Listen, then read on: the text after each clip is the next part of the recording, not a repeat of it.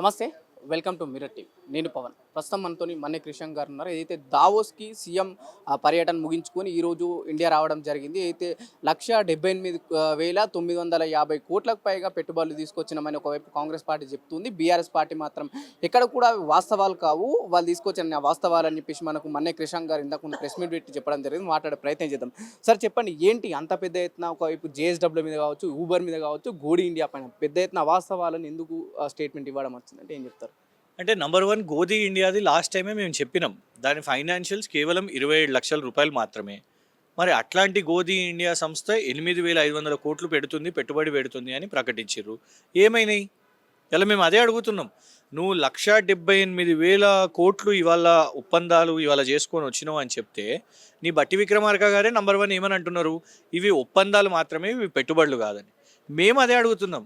ఈ ఒక్క సంవత్సరంలో ఎన్ని పెట్టుబడులు అవి ఇంప్లిమెంట్ అయినాయి, ఎన్ని ఎగ్జిక్యూట్ అయినాయి, గ్రౌండ్ ఎన్ని అయినాయి? కాలేదు. ఇవాళ 12,400 కోట్లు అదాని. మరి అవి అయినాయా? ఉన్న 100 కోట్లే నువ్వు వాపస్ తీసుకుంటావు మేము ఒత్తిడి పెట్టిన తర్వాత, బీఆర్ఎస్ ఒత్తిడి పెట్టిన తర్వాత. ఆ తర్వాత గోధి ఇండియా, అది కూడా కాలేదు. సో ఇవాళ విచిత్రం ఏంటంటే రకరకాల విచిత్ర కంపెనీల ఉస్రా క్లస్టర్ అంట. ఆ ఉస్రా క్లస్టర్ అనే కంపెనీ ఉందా? అది ఏంటిది ఎవరికి అర్థమవుతలేదు. ఇంకోటి, ఆయనకు సన్ పెట్రోకెమికల్ ఎండి కూడా ఎవరో తెలియదు తనకు. సన్ పెట్రోకెమికల్ ఎండి తను పేపర్లలో ఇట్లా ప్రధాన పత్రికల్లో దిలీప్ షాంఘ్వి గారితోని రేవంత్ రెడ్డి గారు ఒప్పందం అని ఆయన ప్రకటన చేసుకున్నాడు. ముఖ్యమంత్రి కార్యాలయం నుంచే రిలీజ్ అయింది. మేము కూడా అరే దిలీప్ షాంఘ్వి గారితో చేసుకున్నారంట అని చూస్తే విచిత్రం ఏంటంటే ఒరిజినల్ దిలీప్ షాంఘ్వి గారు ఇది కేటీఆర్ గారితో బయో ఏషియా దాంట్లో. మరి ఈయన ఎవరు? మరి ఈయన దిలీప్ షాంఘ్వి అయితే ఈయన ఇట్లా ఫ్రంట్ పేజ్లలో దిలీప్ షాంఘ్వి కాకపోతే మరి నువ్వు అంటే నీకు ఏ కంపెనీతో ఒప్పందం చేసుకుంటున్నావో నీకు తెలియదు, ఎవరితోనూ ఒప్పందం చేసుకుంటున్నావో కూడా తెలియదు, కానీ ప్రచార ఆర్భాటం మాత్రం చేస్తున్నావు. అంటే ఎందుకు ఒకవైపు ప్రభుత్వం తప్పు రాతలు ఎందుకు రాపిస్తుంది? మీరు కూడా ఇంతకుముందు పత్రికల పైన కూడా కాస్త విరుచుకుపడ్డట్టు అనిపించింది. ఎందుకు అవి? విరుచుకుపడ్డం కాదు, మేము కోరుతున్నాం. మేము ఒక రిక్వెస్ట్ ఏం చేస్తున్నాం అంటే ఉట్టిగానే వాళ్ళు ఇట్లా రిలీజ్ చేయగానే అట్లనే యాజ్ ఇట్ ఈస్ రాయకండి. ఇది ప్రచారం, వాళ్ళకు అంటే లేని దాన్ని ప్రచారం చేసుకోవడం. కనీసం ఫ్యాక్ట్ చెక్ అన్న చేసుకోవాల్సిన అవసరం ఉండదు. ఇక అట్లనే కనబడుతున్నది కదా. గతంలో కూడా గోధి ఇండియా అనేసి స్వచ్ఛ బయో అలా సొంత తమ్మునితోనే 1,000 కోట్ల రూపాయల ఒప్పందం సొంత తమ్ముని కంపెనీతో చేశారు. నెటిజన్లు అందరూ కూడా కొట్టి చూస్తే అరే మీ తమ్ముడే కదా దీని కంపెనీకి డైరెక్టర్ అని బయటపెట్టిన పరిస్థితి. అదే ముందు మీడియా బ్రేక్ చేసి ఉంటే బాగుండేది.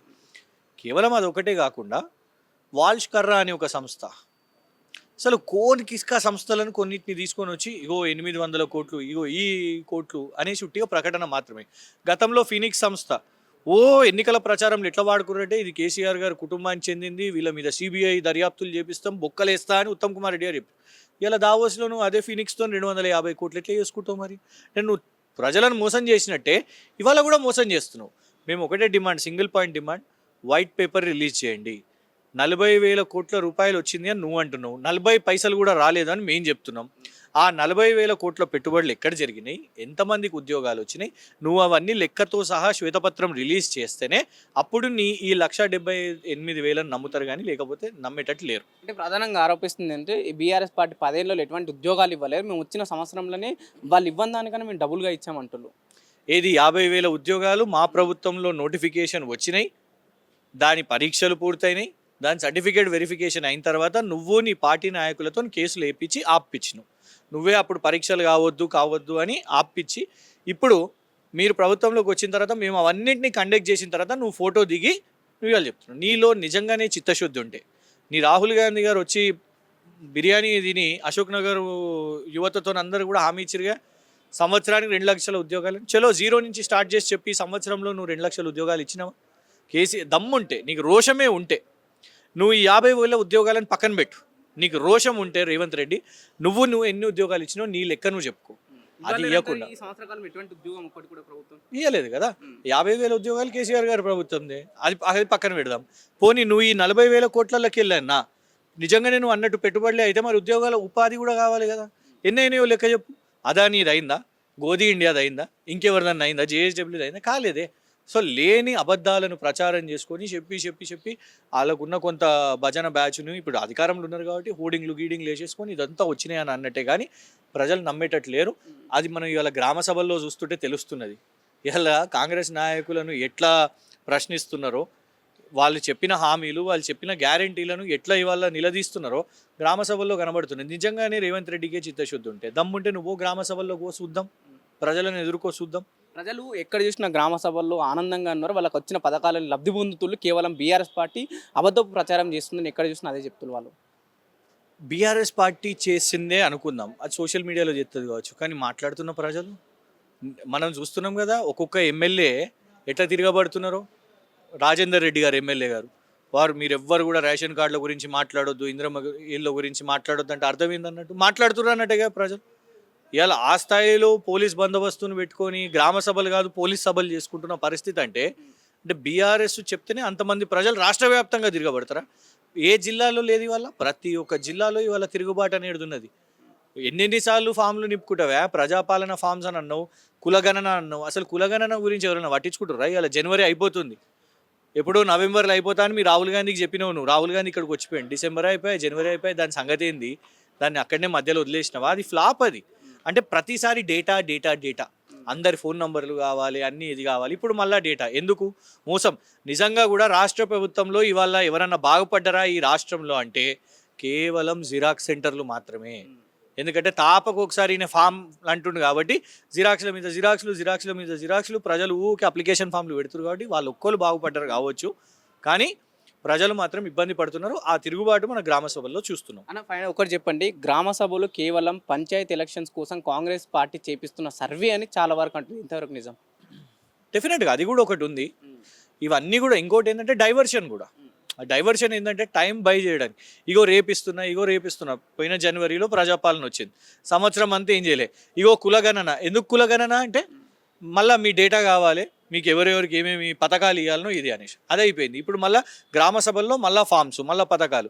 ఎట్లా టైము డిలే చేస్తూ ఉండాలి, ఎట్లా దాటి వేస్తూ ఉండాలి అని ఒక జిమ్మిక్కు మాత్రమే. కానీ ఆ ఇచ్చిన 420 హామీలు మర్చిపోయారు, ఆ గ్యారెంటీలు కూడా మర్చిపోయారు. కానీ ప్రజలు మర్చిపోలేదు.